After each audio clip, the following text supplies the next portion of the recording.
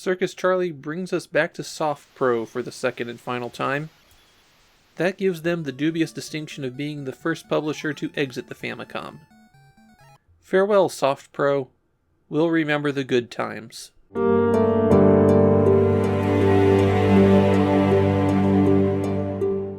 Circus Charlie is actually a Konami game, one of their very early arcade games, and I think even by early 1986, the Famicom wasn't really able to support this kind of game anymore.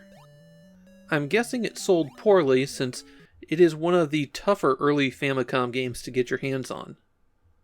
The game consists of 5 minigames where a clown tries to complete a circus performance. Unlike the arcade, there is no level select, and the trampoline stage has been removed. Instead, for the Famicom version, you play all 5 stages in order, and then they loop at a greater difficulty. Game B is roughly equivalent to the arcade difficulty on this one. All of the stages involve moving Charlie to the goal at the far right, and both the A and B buttons cause him to jump. The arc of the jump is different for every minigame, and you don't have any air control, so this can be a little bit weird to get a feel for. The first stage has you riding this lion and having to jump through flaming hoops. There's also flaming pots that can appear, and a tiny hoop high up that you can get a cash bag from. This is a good stage to learn a couple important things about Circus Charlie. First and most importantly, you can go backwards. From the way that obstacles come out, sometimes you just won't be able to go forward from where you landed, so you can always back up and get the correct spacing. The other thing is that jumping over multiple obstacles is worth extra points. It won't show up much on Game A, but it starts becoming pretty common in Game B and on the second round. Stage 2 has you on a tightrope where monkeys are coming at you. All you have to do is jump over the monkeys. The biggest trick on the monkeys is that sometimes you should just stop, jump straight up, and let them pass underneath you. Stage 3 is a bit more tricky as you roll on these balls. The balls can't pass through each other, so you have to jump between them. Your jump is pretty long on this one, and that makes the spacing kind of difficult. Definitely take your time here.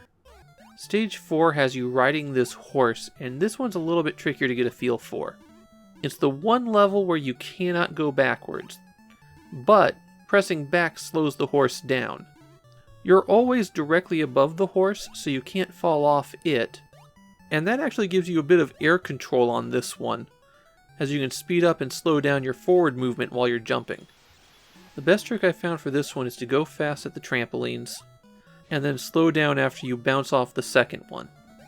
You get a lot of extra points for doing multiple bounces on those trampolines, so that technique gives up extra points in order to complete the stage more safely.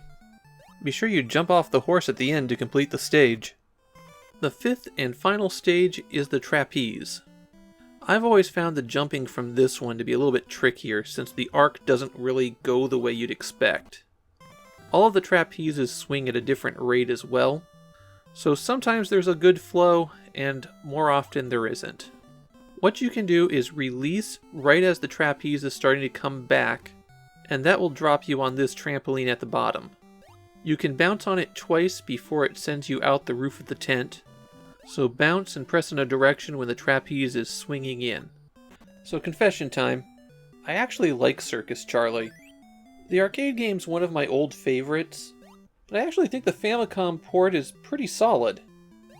The sources I've found claim that Konami did the port themselves for this one. If so, that explains why this turned out so well. Yeah, it's just a score attack arcade game, but it's one I get some enjoyment out of.